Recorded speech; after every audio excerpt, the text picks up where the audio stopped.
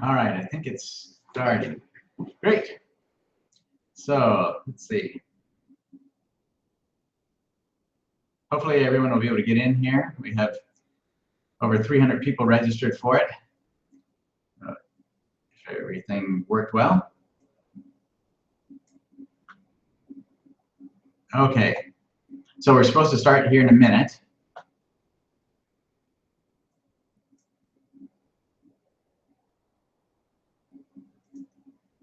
So as you come in, just feel free to put in the chat there where you're from and all of that.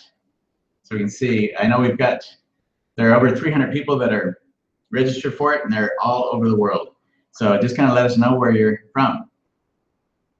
And I've got 1 minute here. I've got a couple of pictures I want to bring up.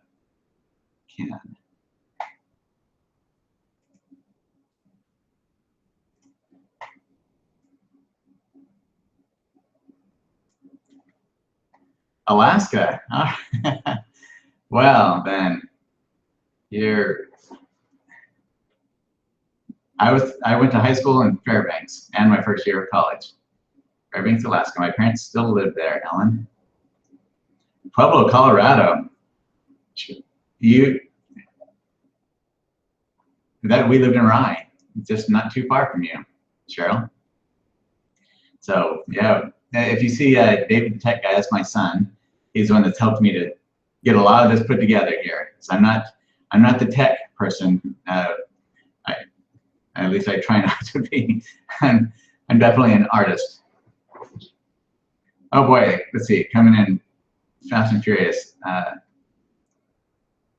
Canada and Alma from Canada. North Carolina. Windy. Oh yeah, I heard that the hurricane stuff is starting to affect you there. We are definitely praying for you guys. Montreal. Lake Tahoe, that's a beautiful area. Santa Fe, New Mexico. I love Santa Fe. My wife and I, especially when we lived in Colorado, we'd go down there all the time. Actually, I had my work in galleries there for about 15 years, 20 years. Just not here in the last 5 years or so, but probably head down there again soon once I catch up with everything. Santa Fe is one of our favorite places. And then Hungary. Oh, that is fun. Is that hopefully Ildi, I think? I'm going to be terrible at some of the names. Sorry about that. Toronto, South Bend. Oh, you're not too far away, Patty. Houston, Oregon. I have some family in Oregon and some good friends down in Oregon as well. In fact, we're hoping in the next year or so to head up to some of those places. So, all right, it is time to start the webinar. Newfoundland, excellent. Virginia Beach, Fort Wayne. Karen, you're not very far away at all. I probably saw you this last week up at the Oil Painters of America show there at the Castle Gallery. Connecticut, Stratford. All right, well, it's great to have all of you here. So I had a few people that emailed in some images. Actually, my son just sent out, just right before this, to let some people send some images in for critiques. We'll get to that at the very end.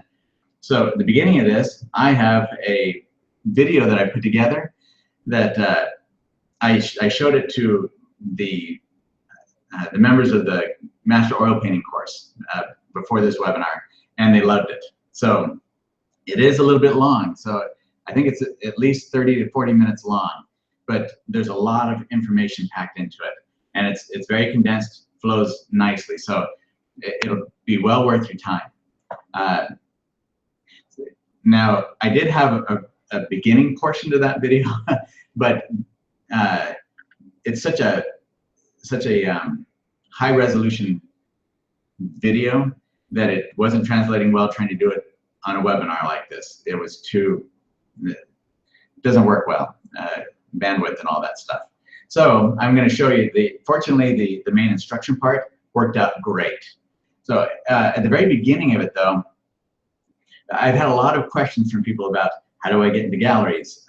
How do I take my paintings from the hobbyist kind of arena to professional art? How do I make a living doing this? All those sorts of things. So really, that's what I've been doing, well, since my wife and I got married 27 years ago. This is what I've been doing full time, is painting, selling my work in galleries. I sold my first painting in a gallery when I was 17 years old. It was a pastel. I was doing a lot of pastel work in high school. Actually, I'll show you some of that here in just a minute. I'm going to go through and show you some of my early high school and college work, so you can kind of see the progression that I took to get to where I am right now. So I was high school in 1980 to 84, and then I did college until about 90, 91 in there. And then I went back just here recently, actually, time sure goes fast. 2003 to 2006, I did my MFA. I thought that would give me more opportunities for teaching, because I love to teach. But that wasn't the direction after I was finished that I actually wanted to go with my teaching. So that's why I'm trying to do all of this. So anyway, this question about getting into galleries and all of that, I tried to address a lot of that at the very beginning of this video. Didn't come through well, so I'm going to put that up onto YouTube, and then I'll share that with all of you later, as far as the whole video. It'll be available later on the sites. But just to address some of that a little bit quickly, when I was in high school, I did a lot of pastel work. It really helped me, having those individual sticks of color, helped me to learn color. I had placed one color next to another, and I could see immediately how they interacted with one another, what kind of an effect a lavender next to a gold might have, rather than trying to mix colors and then messing with all that.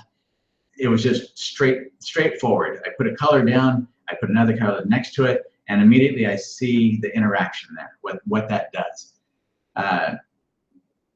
And then once I got to college and took an oil painting class, that's when the world just opened up to me as far as where I could go with it. And my first attempts at it, they were as bad as you ever see when it comes to that. So I know where all of you are coming from, and I think I have an idea of where you're wanting to go with it. So I talked about this a bit in the part that you won't see. When I got that painting into a gallery, it wasn't because I went. When I started out, I've been in art my whole life. My dad was an artist. I grew up in Southern California for the first 10 years.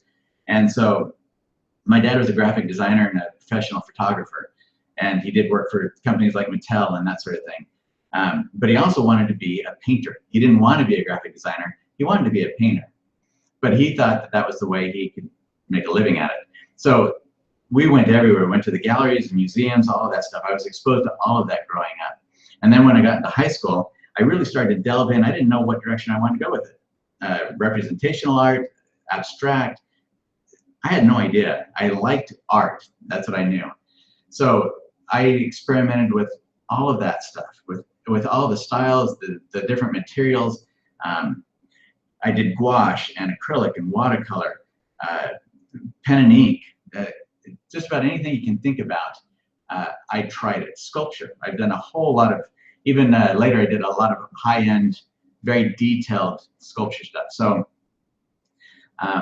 so I have a familiarity with a lot of different materials. Oil paint is what I love, and I think that's why you're here today. You want to learn more about oil painting, but you're also interested in how do I take that and then get into galleries. So this pastel that the pastels that I sold when I was in high school, there was one main gallery in Fairbanks. It was the New Horizons Gallery. It was the main representational gallery there. And I'd go in all the time just admiring the work that was in there. Especially, this was the heyday when, well, really the start of the print explosion, print market explosion. Robert Bateman, Bev Doolittle, all of that. And so I would go in and I would admire the prints. I would admire the work that was in there. And then, of course, I got to know the owner because I'd be in there so often. And Jinx one day asked to see some of my work. So I brought in some of my pastels. She said, I'll show these. And she sold them. And they weren't very expensive, but it was, I didn't even think about that when I started out. I didn't think about, ooh, I could sell these in a gallery or anything.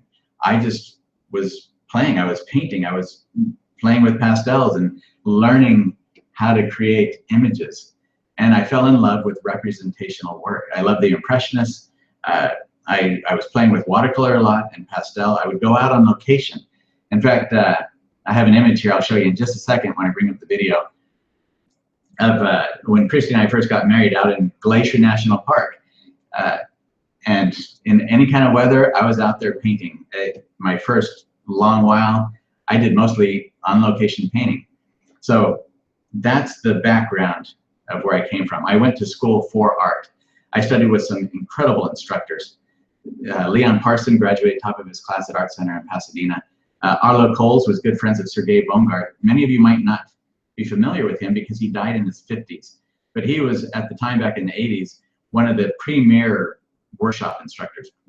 People from all over the country came to him. He was a Russian, immigrated here from Russia, and was one of those like Nikolai Feshin that you might have heard of, that really bold Russian Impressionist style, very vigorous brushwork and dynamic color.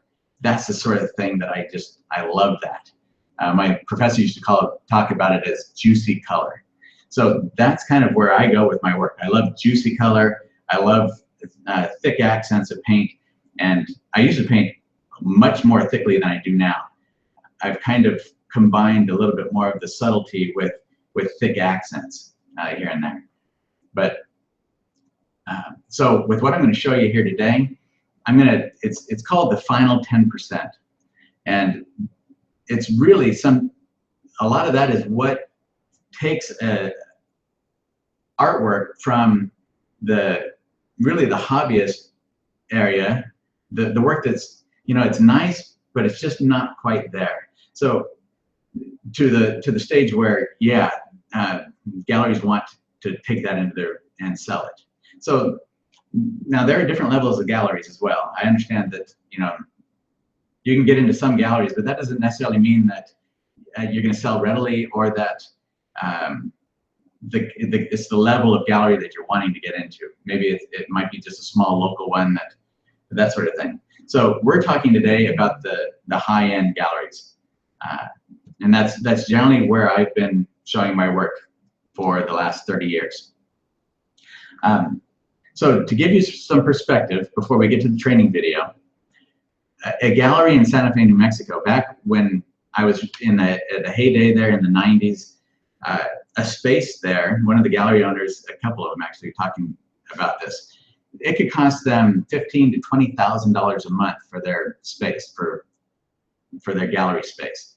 So what they put on their walls, they had to know that it was going to take care of those expenses. And so when you go into a gallery and you show them your work and they say, we're not interested, sometimes we'll think, oh, they don't like me, they don't like my work. That's not the case all the time. Sometimes it means, that your work isn't strong enough, it's not there.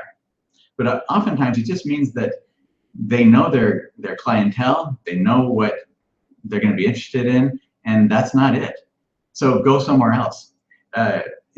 In the early days, like when I went to Aspen, Colorado, and looked for a gallery there, my way of getting into a gallery is I go to that place and I bring paintings with me. I go around and I look at the different galleries there. I get a feeling for the gallery director, the owner, and what their personality is like, if we're going to mesh that way, and what kind of work they have in there, and if my work is going to fit in well with what they already have. And then I say, hey, I'm an artist, I've got some work with me, would you mind taking a look at it? And that's how I get into the galleries. It's worked for me every time, but that doesn't mean that it works for every gallery every time. There are many times I go to a gallery and they just weren't interested in that time. So a gallery will tell you, yeah, we're at capacity right now. We really have no more room. We don't have space for another artist right now. They're not lying to you, because they don't have wall space for work that they're not going to be able to sell or that's not going to fit in with their gallery. But that doesn't mean that they're not interested in more artists. If they get the right artist coming in there with the right work, they are definitely interested, always. Galleries are always interested.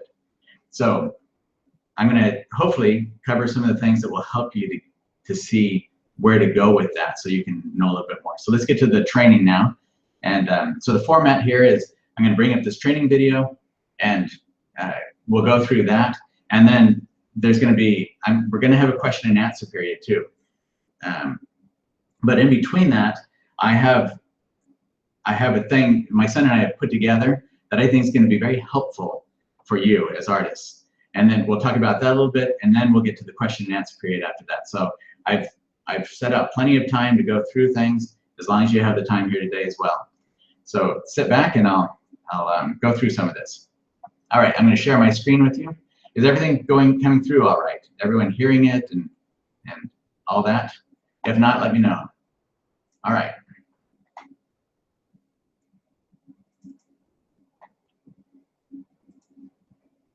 Okay, so first thing I wanted to show you, this was me back when, this is the first summer Christy and I were married. It was drizzling, and I was trying to protect my paints and canvas from the rain. So that, and the first time I went out plein air painting was in 1983, I think, with some watercolors. So I hadn't even heard of the term plein air painting when I went out. I just knew that the Impressionists did it, and so that's why I went out there. And this was actually, that canvas right there, that's the painting that I produced while I was out there that day. So I used to paint fairly big. I could do a 24 by 30, which is what this is, and a 30 by 40 out on location. I was doing that Russian Impressionist, more very vigorous, fast kind of work. And it was a lot of fun. Swashbuckling is what I called it. Okay, so the video. Oh, did I close that out? I probably did. Let's see. All right, let me bring up the video real quick. Let's see here. Sorry about that. It'll take me just a second.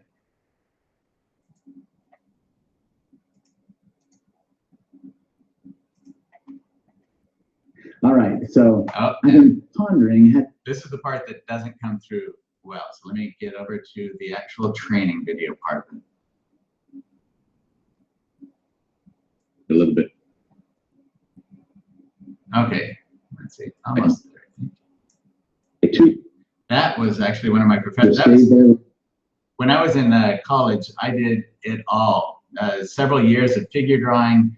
This is actually my professor's, Leon Parson, demonstrating something for me. That was his 10-minute version right there. But I did all of it. It was all from life. I highly recommend that you learn how to draw well and paint from life as much as possible. Okay, so here's the video. Let me get that up full screen. Okay, so sit back, and just if you have questions as you go along, I'll be looking at the chat room, and I'll try to answer those questions for you as the video progresses. The sides are a little bit fish-eyed. It's hard to get that fit in there and still not have me covering up the painting every time I put a stroke on there. So I was explaining, this is a 30 by 40 inch painting that I did recently of aspen trees. So my camera wouldn't quite fit it all in there very well. That's why it's a little bit fish-eyed. There are 3 paintings that I'm going to cover in this to demonstrate these principles. A little complicated. But anyway, the image right here, this is the beginning wash-in stage. And some people paint that way. They'll leave it just like that. They'll do a big wash. It's got that initial splash. I mean, when my family came walking through here and saw the painting, their first comment was, "Ooh, I like that." You know, the colors were rich. It had the contrast with those bright, dark tree trunks and all of that. So there are so many different ways of painting. That is one of those ways. We can go for a real initial boom, I like that kind of reaction, and then stop at that point. I mean, I've got a lot of little things going on in here with all these tree branches and all the little twigs and things that are going in here. I've got some good movement, and I have down in the bottom areas down in here, I've got variety of direction of the strokes and some different contrast. So there are a lot of redeeming qualities in the initial wash. And that's what I want. When I start, I want that initial reaction for me to be, all right, I think I'm on the right track with this. That doesn't mean that it's going to end up anywhere near what I've started with. But that's initially, I want those abstract qualities to really sing to me, to resonate with me. So then I start to add in and play with colors and getting some lavenders. I've got all those warm oranges. I'm going to use some lavenders on top of that because I want, that was my initial thought, was the kind of a cool, misty almost setting for these aspen trees where it's early morning, late evening. I'm not really too concerned about the time of day necessarily. And for me, I'm really wanting more of an overcast. Okay, at this point, I could do a very bright, sunny, strong contrast of shadows and light. But as I progress, I decide that I want more of an overcast day. And that really was my initial thought.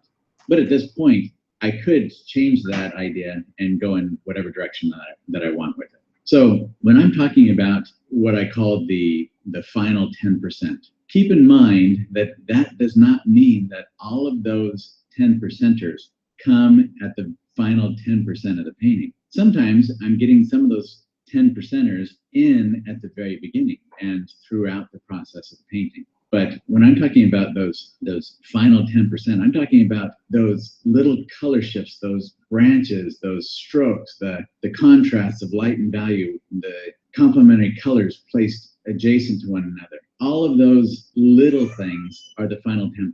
Those subtleties, those nuances that take a painting from, yeah, it's a good painting, maybe a little bland, I've seen it before, to there's something about that really sizzles, something that is electric, something to really grab the viewer and keep pulling him back over and over and over again for years to come, not just for an initial, hey, that's a nice painting kind of reaction. So some of those that I'm talking about would be like this little branch right here, this little branch right here, little sparks like that, a branch maybe like that brightness that's in there.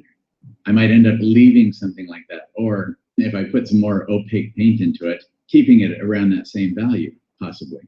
So I'm paying attention to those little things that I had in the very beginning that I might want to keep showing in the final iteration of the painting. All right, so right here, I know that I'm not finished, but when do I really know that I am finished? When are those final 10% going to work? Okay, so I start to add in more.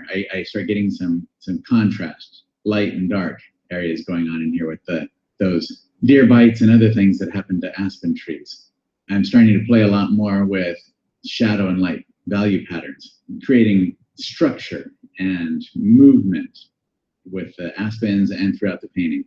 And I'm playing with things right now, like with a bit of shadow from a bush, or even over in this area, a rock, playing with different colors of shadows and different shapes, just really getting the overall pattern established in my painting. So then I start to put in a lot more grasses, obviously, and some rocks, and I'm starting to create a movement, the direction I want the viewer to kind of move through the painting into it. But at the same time, I realize that this is almost the way that I brought the green up in here.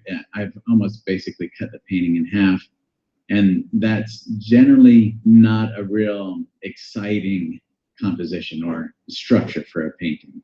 So I'm cognizant of that at this point, but I'm still kind of deciding what I want to do with that. How far do I want to take the green? Do I want to bring the purple down farther? Are there other things that I can add to this that will help break up the fact that I've almost cut that in half? So what are some of the things that I can do? And at the same... just a quick thing. Christy was trying to watch this on her phone, and it doesn't come up very well on there. So if you're having trouble viewing it this way, I think there is on the phone, if you look at the screen, if you look at down in the corner, you'll see a YouTube icon. You should be able to click on that and watch this video on YouTube, and then come back to the webinar. Keep that tab open if you can. Come back to the webinar for the chat to go back and forth. But if you're not able to see it well because you're on mobile, you're on a cell phone, that might be the best way to be able to watch it that way. Okay, now I'll go back to playing. Starting to add in more starting to add in more things like this dark branch over here and some other trees in here that aren't necessarily aspen trees. Then as I move it along, I decide that in this other version here, I have all this green and it's just not working for me. In fact, that's how I'm going to pull some of these purples down in here, is by pulling in some rocks. Rather than just increasing or pulling this kind of stuff down over these greens, because I'm actually liking the motion, the movement of this kind of S pattern that I've got here. So how can I pull these lavenders and other colors down into these greens and break this up so it's not so boring? Well, that was through pulling in and bringing rocks in here. So I can get a lot of those lavenders and other colors similar to what I have back in here, down in here with some rocks. Now I've got to make sure that at the same time that I do that, that I don't have objects down here that are going to be so interesting that nobody wants to come up here and see the aspen trees. Because that really is this overall subject of my painting, is the aspen grove. But I also want to make sure that the rocks aren't boring. So I was listening to a fellow, actually I was reading his book, and he was saying that you can't have rocks like this area here, that the great paintings won't have things off on the edges or the sides that are very detailed overall, because they'll pull the attention down in there. I don't agree with that. I don't like rules like that. I don't like constraints or boundaries in my paintings. So what I have to do is, if I do put something like these rocks down in here, especially this area right here, where I've got really strong contrast of light and dark, and a lot of interest going on in that area, I have to make sure that I pull enough interest up into these other areas that the viewer doesn't get stuck down there. But that doesn't mean that I can't have something down in there that has a lot of interest to it. There's another aspect to all this, is how much do I put up here? I could leave it as just stark trees, because the winter is coming, the trees have lost their leaves. There's nothing to say how much I have to put anywhere. I'm figuring that out as I go. And that's really why, when we're talking about getting into top galleries, really pushing our careers forward, formula painting is never going to cut it. That's never what we're about. We don't want formulas or trite equations that are going to work for us every time. It never works that way. Painting is tough, it's difficult, and it always will be. It doesn't matter how long you've been painting, it's always difficult. Because at each level that we get to, there's another level to go to, or there's something more that we see in it that we think, I'm almost there. But I think I have on the periphery of my thinking here something more. I don't know what it is, but I think I can get there. So that's the root of being an artist, is that constant expansion of skill and understanding and pushing it farther and farther. So I'm starting to like a lot of the things that I have. I've got these little ghost trees back in here and other types of foliage, and I'm starting to get some little leaves and accent areas going, little bits of grass. So these little bits of grass, that's often what I'm talking about when I also say that the final 10%. So the final 10% are those strokes that finish off an area. That's why it doesn't have to be at the last bit of the painting that those final strokes are put in there. Sometimes it's all the way through. So I might come, and with a rock area like this, when I first put it in there, I might put in the final refining strokes, and it's done. So like this little edge right there, I would consider that a final 10%er. It's the stroke that makes that rock come alive. It gives it structure and interest. It gives it that contrast. It might just be a bit of color. It might not be value contrast. It might be color contrast, like a bright red highlight on a green leaf, that sort of thing. So those are the final 10%. And we have to kind of determine that often as we go. It's not something we can always figure out right before we start a painting. Often it's the things that we figure out as we get there. So at this point in my painting, I thought, well, you know what? I might be about done. Maybe this is good enough. Oh, that's a terrible phrase. Don't ever let that phrase sink into your psyche.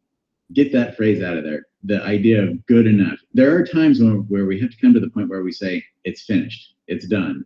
I don't know what else I could do to it that would make it stronger. And if I do anything, I'll probably just make it weaker. So that's a good point to stop. But getting to a point where maybe we're a little bit timid, we like a lot of what's going on in there, we don't want to damage or we don't want to destroy what we've accomplished, that's fear. And that's never a good thing. That fear is what stops most artists from progressing to the next level. I got to this point and I saw, I have the ghost trees back in here. I've got a lot of detail and movement and motion. I've got some of those little final 10%ers going on through here. I've got some foliage. It's nice and subtle and nice. And then Christy came in and said, nah, that's boring. And I said, what? What? So I knew then that I wasn't at my final stage. Okay, so did that make any difference to you? Going from that to that? Which one do you like better? And see, those are subjective judgments. And that really comes down to us as individual and unique artists. Sure, Christy can come in and say, that's boring.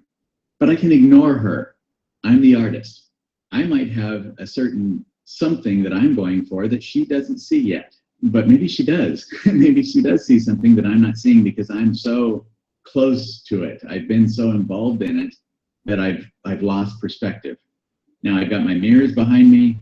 I can step back a good 20 feet here in my studio and look at my painting. And I do that constantly. I'll go off 20 feet from my painting, look at it, get an overall impression of what's going on, and decide whether I'm there or not. Does it have that spark? So when she said it was timid and boring, I thought, you know what? I already knew that. I was convincing myself that I'm going for subtlety like T. Allen Lawson, and it's good enough. Oh, that was terrible. So I got rid of that phrase, it's good enough. I got rid of the fear of losing what I already had and thought, nope, I'm going for the gusto. I'm going for the grand prize in this competition. There's no actual competition, it's a competition with myself.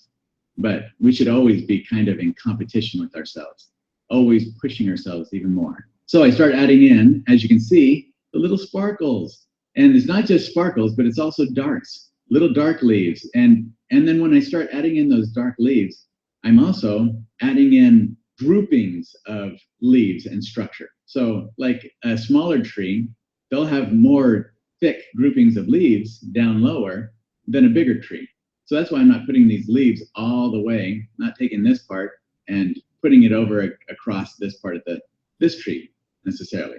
Because this bigger tree, the leaves, the thicker, more grouped leaves like that might be up higher. And that's also variety. We want to get that variety. So when I start adding in all these little sparkles and delights that I enjoy in here, I don't want them everywhere and carpets of it. These are special accents, and I need to treat them as if they're crowning jewels. You know, you don't take a king's crown and just cover the whole thing with rubies. Then you don't notice any of the rubies. You put them in very specific areas to draw attention and to draw attention to the fact that this is a gem. This is something rare and valuable. And that's kind of the way I think about my accents and the darks and the light accents. That these are rare and precious, and I need to make sure that I put them in just the right spots, not everywhere. Okay, so then I keep really refining little bits more as I go, because I'm just not quite satisfied all the time. So some of the, let's see, let me go back here. So I'm taking some of these trees, like this one right here. You'll notice in the next one, see, I'm starting to add more in. I'm getting more structure to some of those trees in the background as well, and bringing in more aspen trees, like right here also. Bringing in a few more here and there. Okay, so you can see this branch right here on this tree. So I'm also starting to create that overlap of elements, so that one tree, because Christy, when she came in, she would say that a tree that seemed to be wanting to come forward wasn't necessarily coming forward. And I wasn't seeing that at the time when I was painting, still too involved in the painting. So it's good to have that second eye, have somebody come in that you trust is going to tell you the truth.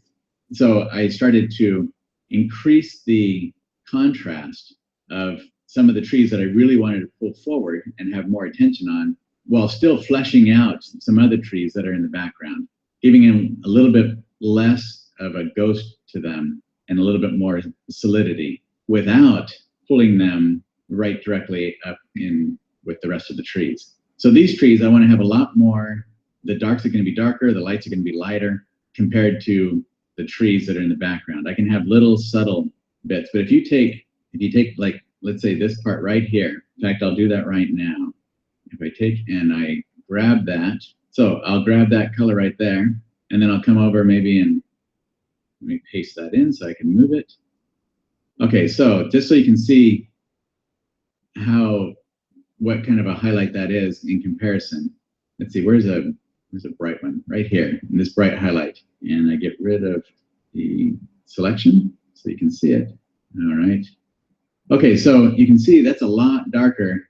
Even though that looks like a highlight over here, it's dark compared to the highlight that I had right there that I covered up. So that's what we're talking about when we're talking about values. It looks bright relative to the things around it, but in comparison with the brights that I have up here, it's definitely a much darker value and a much more grayed tone than what I have up front as well. Okay, so then that still wasn't good enough. So I keep going with it until I get to the final stage of the painting. So I've kept, from the initial stages, I've kept a lot of those lavenders and oranges that I had in the very beginning, going all the way through in the background there. And even down into some of the areas down in the oranges, down in these areas, little spots that poke through here and there. And sometimes if I cover up, like some of this might have been some of that background orange, but a lot of that was actually orange that I came back in with and dry brushed into some of those spots because I wanted more of that vibrancy that's created by the juxtaposition of the cooler lavenders and the warmer oranges that I had in that initial background wash in. I'll actually come in and put those in there, dry brush them back in there. So as you can see, I still have little bits of blue sky and other things poking through because I want those blues and lavenders to go throughout the painting. And I don't think that, I mean, to me, I don't get stuck down in here with these rocks in the bottom corner, but they're interesting enough that they start the conversation. And then the curve of this can pull the viewer right up and through into the painting. And then I have branches that move the eye through here. So when we go back thinking about early, okay, so here's an early stage and then the final stage. And that's a little bit hard to tell. Let me get to this one. Okay, so going from the early to the final. There's a little bit earlier when I thought I might have been done, and then the final. You can see that the changes are not dramatic. They're pretty subtle, but they can make a huge difference. Just like this area right in here, just that small little branch and these little bits of leaf and thin branch structure in there can really help to give some dimension and interest to this area. So all the way through the painting, even back in the background, I'm trying to break things up, give variety to it, and create something that little shifts and shifts of color and value all the way through it that are going to interest the viewer, that hopefully will be things that aren't noticed at the first glance at the painting, but over time, over coming back to it over and over again, those things start to come forward. They start to stand out. Okay, so let's look at another painting and see some of the changes. I'll try to go through some of these quickly as well. Okay, so here's another piece. This is called Breakfast is Ready. And when I first did this, sorry, the photo's a little bit bad.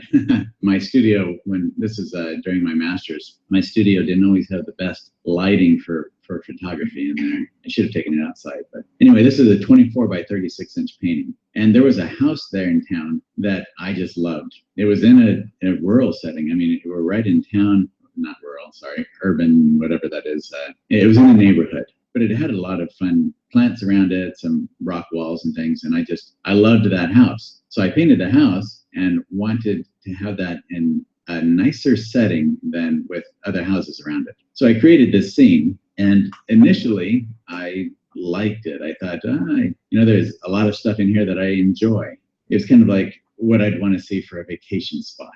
But then over time, I realized that a lot of this, let's see, let me get this right here, these little spots, they are disorganized. They're just kind of lumps of stuff, all kind of disjointed. Where's the viewer supposed to look? What's my point here? The building over here was the high contrast area. So this is what really, there's nothing in here that's leading the viewer anywhere. The water doesn't really lead. It's just kind of on the edges of the painting. The trees, there's a hill over here, but what is there really for people to look at? What's the point to it? So I've got this really high contrast of shadow and light in the house back here, but what else is there? I mean, all of this just seemed kind of not very well thought out.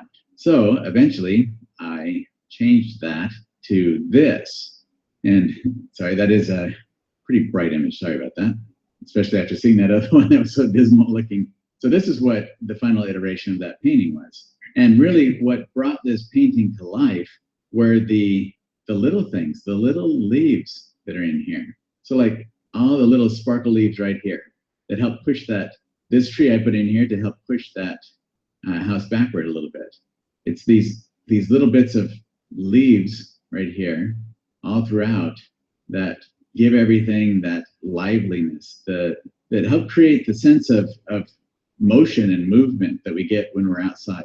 So when we go out on location, there's so much going on. It's not just what's there in front of us. So that's why taking a photograph, you're not hearing the birds, you're not feeling the wind, the breeze, you're not hearing the rustling of insects and birds and whatever else might be out there. There are so many things that are creating the dynamic environment that attracts us to that scene. And when we take a photograph, that all disappears. It's not there. All we see is this static image that doesn't really have the life that we felt when we were out there.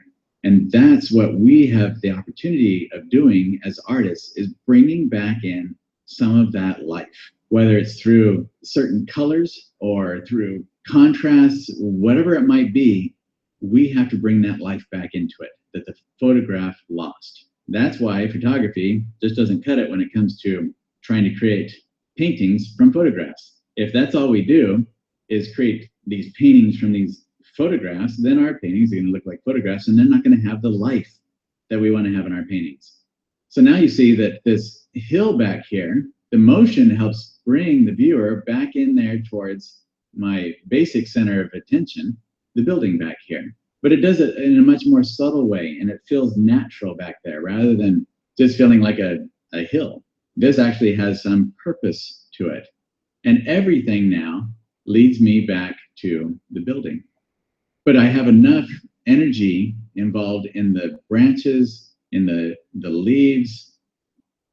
These things have a purpose right here. The plants that are by the water, they feel like they're supposed to be by water. So all of those things have enough energy in them that they help bring the viewer's attention to these areas. So we're not just stuck over here on the building. Hopefully, there's enough that the viewer can then come back out away from the building and enjoy the other things that are here to enjoy. So that's what I'm talking about with these final 10%. There's a lot that goes into that. We've got to make sure that we've got the viewer's attention captured in a way that they're going to want to go through the whole painting and feel that movement, that life that is there, and still have, if we have a center of attention, there doesn't have to be a focal point. There doesn't. You'll hear that from people. I was at a plein air art show where the judge told me that, because I had 3 different buildings in there, she said, well, you don't have a center of attention.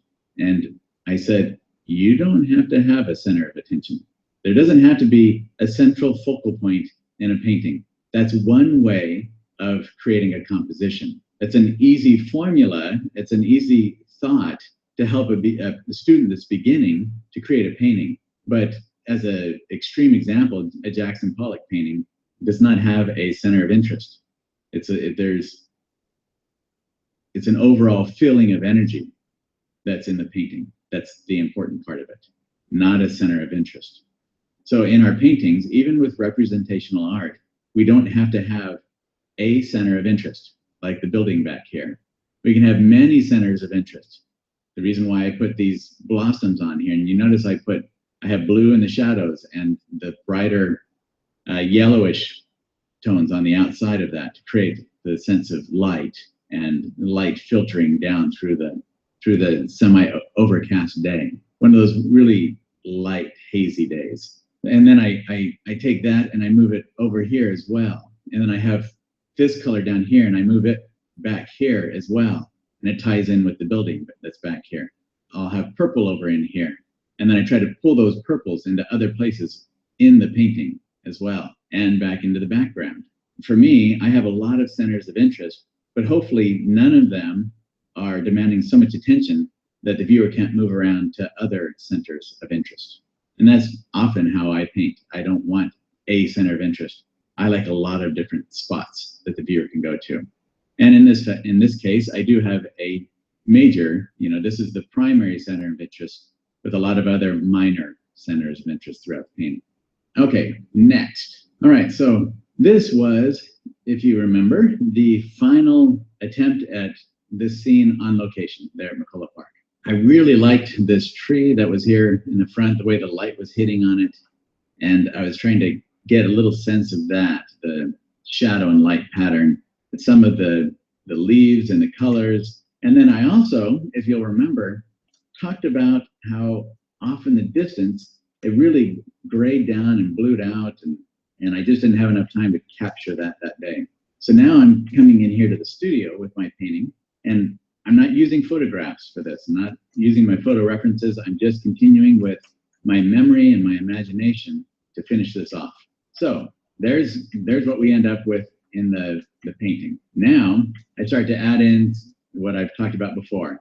I don't know yet where I want to take it necessarily, so I'm going to play and experiment a little bit with it. So I start adding in some of those little, remember when I talked about off to the side, if you remember the video from the course, when I talked about off to the side, quite a ways from me, near some other trees, were all those fall leaves that had fallen onto the ground. I didn't have any in front of me at the time, but I saw them when I came into the area. And I thought, if I want, I can pull those in. So I started to pull in, even though these trees weren't necessarily rife with fall foliage, I wanted to start pulling some of that into here and give it some color. So I start adding in these little areas, some of these little areas here with the yellow orangish leaves in there. Then I decided, you know what, I liked the strong shadow pattern back here with this big area and how it came down through the painting, but it was interfering, it was competing with the dark areas in the trees, in the foliage in the trees. Now it could create a nice foil, a background for the bright highlight leaves that I wanted to put in here and help to pop those forward. But I decided instead of that, I wanted to create the feeling of distance, to really push the viewer back into the park. To do that, I was going to employ some blues and lavenders and gray down that background. Really help it feel like it's a ways from us and that it's a nice atmospheric day. So that's what I'm starting to bring in here now. So I laid in some lavenders and some blues, and then I come back in with those greens and more bluish greens than what we had with the darker, more olive tone. Those greens, to create that dark green, I had some ultramarine blue, maybe some sap green, and then some transparent oxide red in there, some brownish, I never remember the name of it now, but I use transparent oxide so often. Burnt sienna, what would be burnt sienna mixed in there. So it's kind of a warmish green.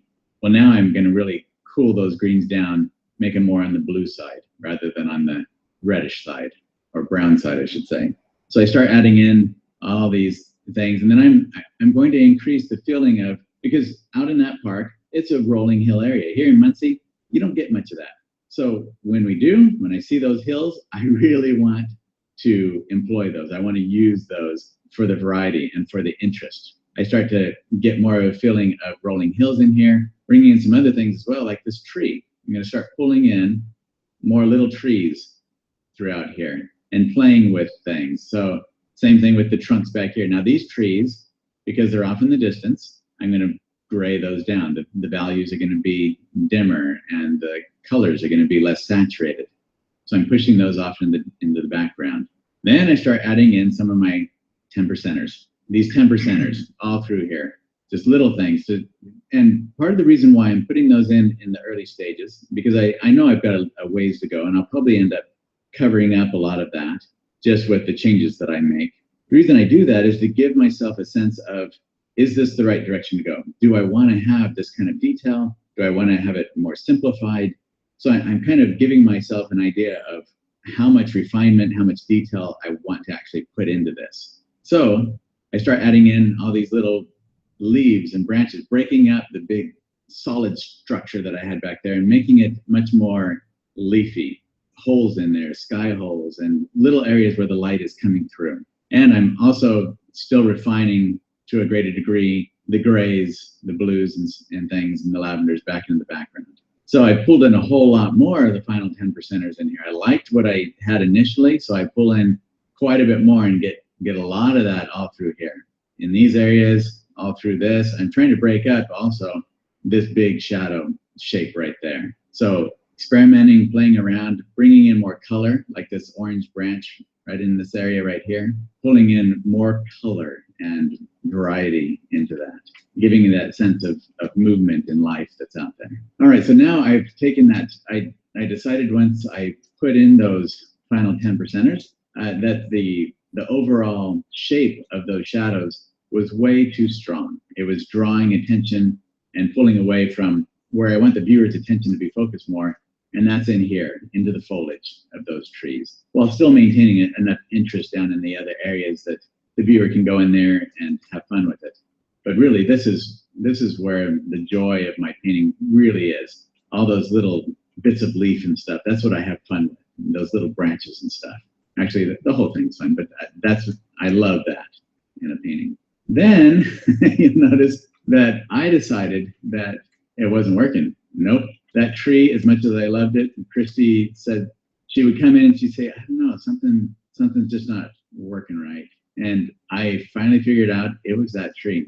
So what we've got here is we have two dark trees and we have two light trees. And that's not a good pattern. So I realized that in this, I now have a line of trees that are kind of going straight across the horizon of the picture. And I often caution against that.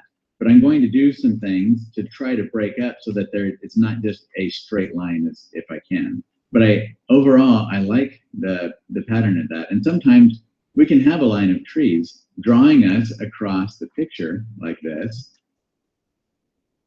Like this one, these, this, all being in a line, basically with the trunks of the trees almost being the same height or the same distance in the painting.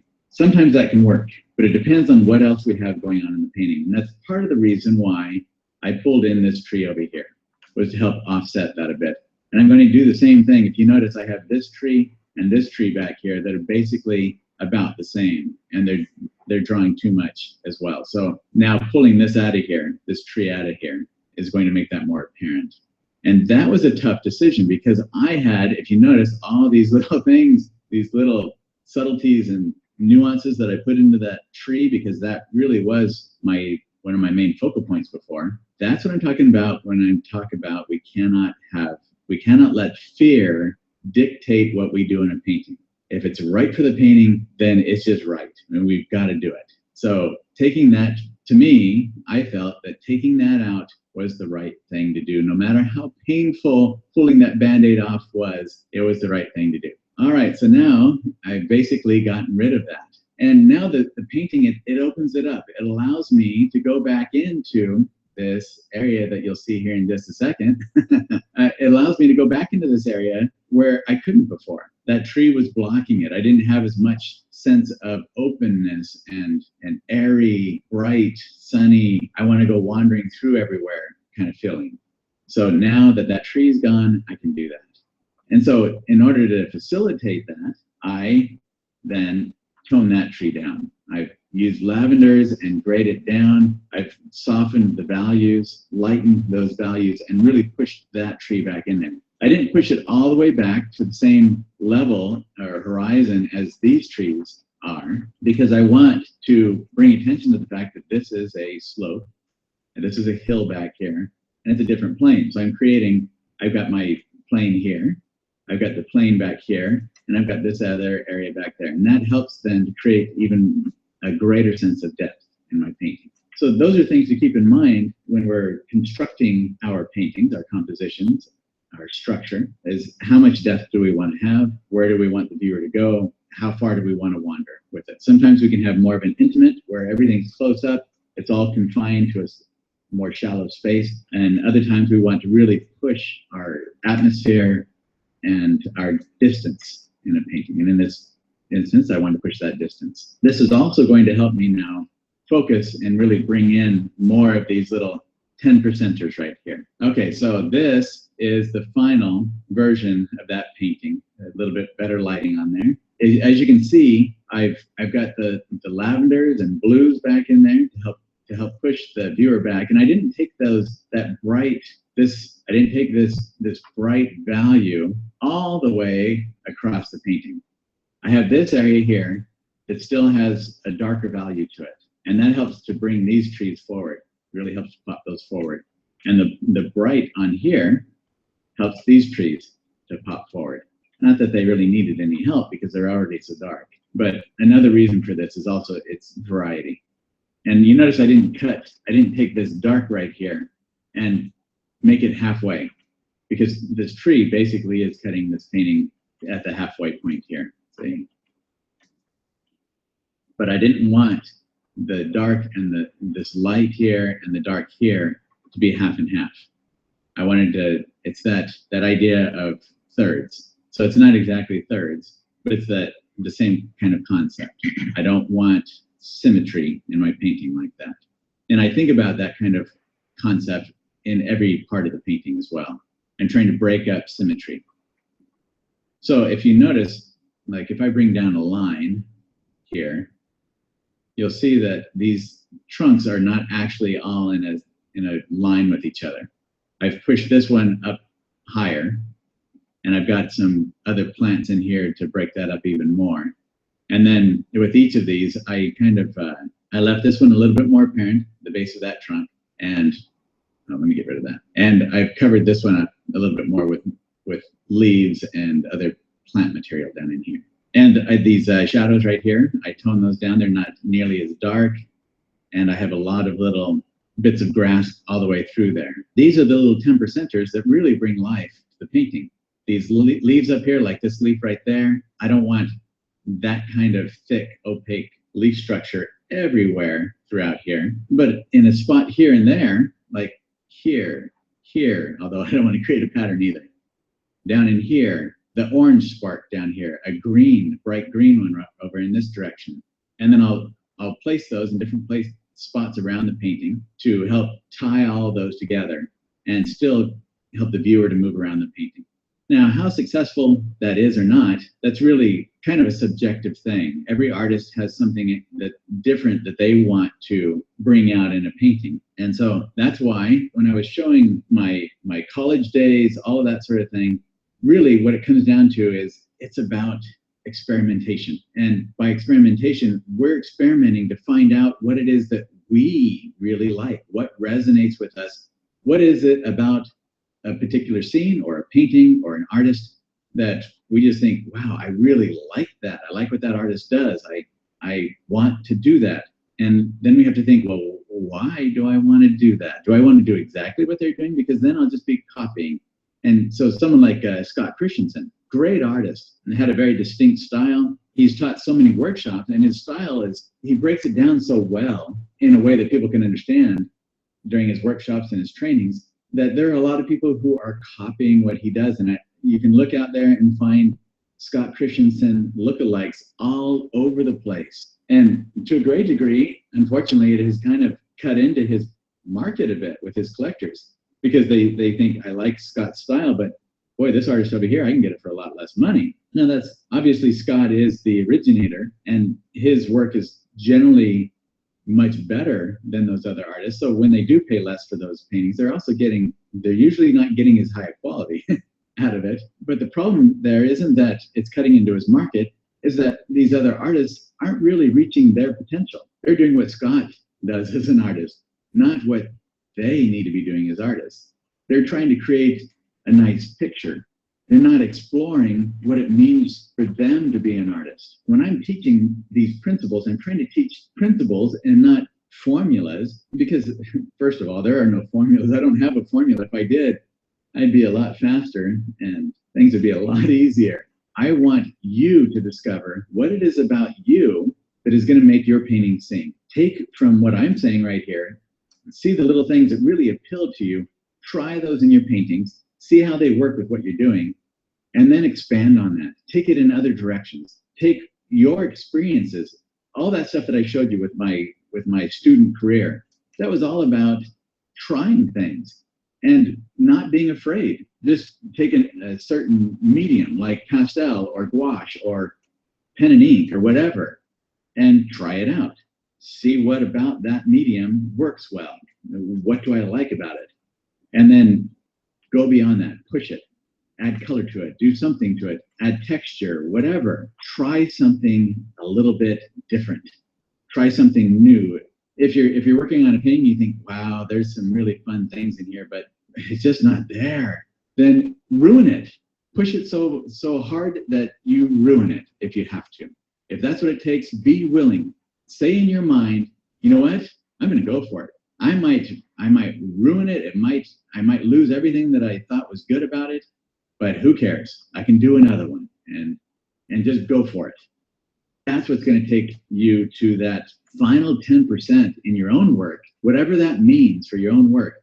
You're going to find that final 10% that makes your painting sing. And that's what's going to make the galleries want your work.